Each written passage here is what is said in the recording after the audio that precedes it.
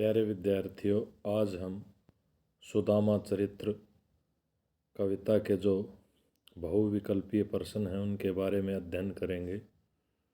प्रश्न नंबर 1, सुदामा चरित्र रचना साहित्य की किस विधा के अंतर्गत आती है?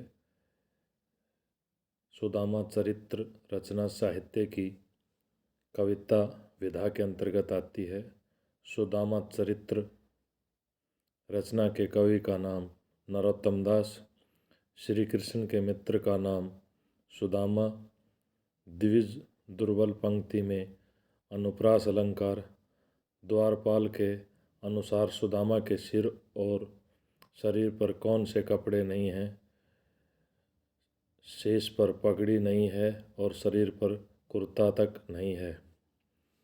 सुदामा की धोती और दुपट्टा किस तरह के हैं? सुदामा की धोती फटी हुई है और उसका दुपट्टा जीर्ण शीर्ण हो चुका है। सुदामा के पाँव में तो जूते तक नहीं हैं, क्यों? वह इतना निर्धन है कि जूते पहनना उसकी सामर्थ्य से परे है। सुदामा किसके धाम का पता पूछ रहे हैं?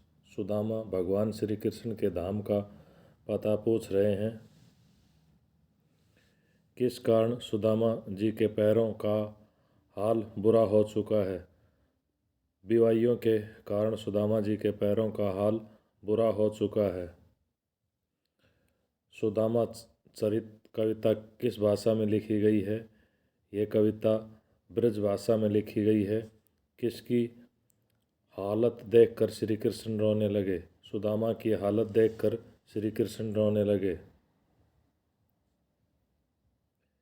श्री कृष्ण ने पानी की प्रात को हाथ लगाए बिना किससे सुदामा के चरण धोए?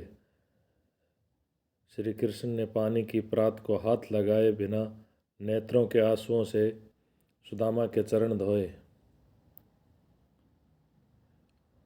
पानी प्रात को खालिस्तान पग धोए पंक्ति में कौन सा अलंकार है? इस पंक्ति में अतिशयोक्ति अलंकार है।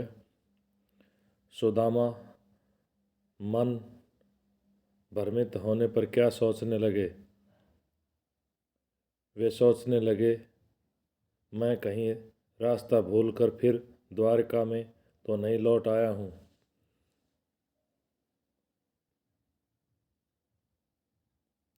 वसुधा का पर्यायवाची नहीं है।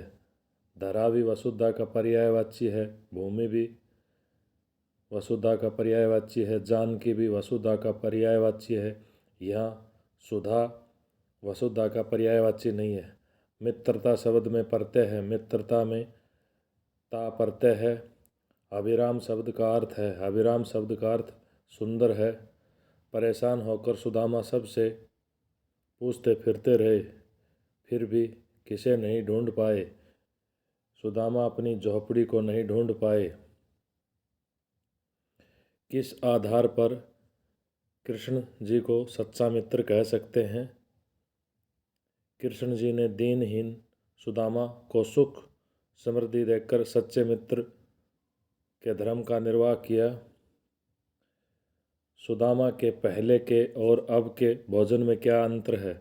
पहले तो साग का मोटा चावल भी मुश्किल से मिल पाता था, अब अंगूर अच्छे नहीं लगते। सुदामा की कैसी हालत थी? सुदामा की दयनीय हालत थी। बचपन में श्री कृष्ण क्या मांगते थे? बचपन में श्री कृष्ण दही मांगते थे। सुदामा ने चावलों की पोटली कहाँ रखी हुई थी? सुदामा ने चावलों की पोटली कांख में रखी हुई थी।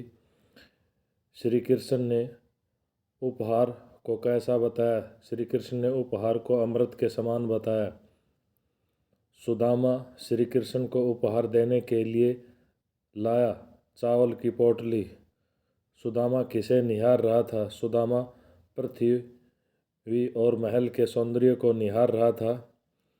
सुदामा को श्री कृष्ण के पास किसने भेजा? सुदामा को श्री कृष्ण के पास उसकी पत्नी ने भेजा। श्री कृष्ण ने बिना बताए किसकी सहायता की? श्री कृष्ण ने बिना बताए सुदामा की सहायता की। सुदामा के मन में किसे देखकर लालच आ रहा था? सुदामा के मन में भवनों को देखकर लालच आ रहा था। गुरु माता किसे कहा गया है? गुरु माता सुदामा की पत्नी को कहा गया है।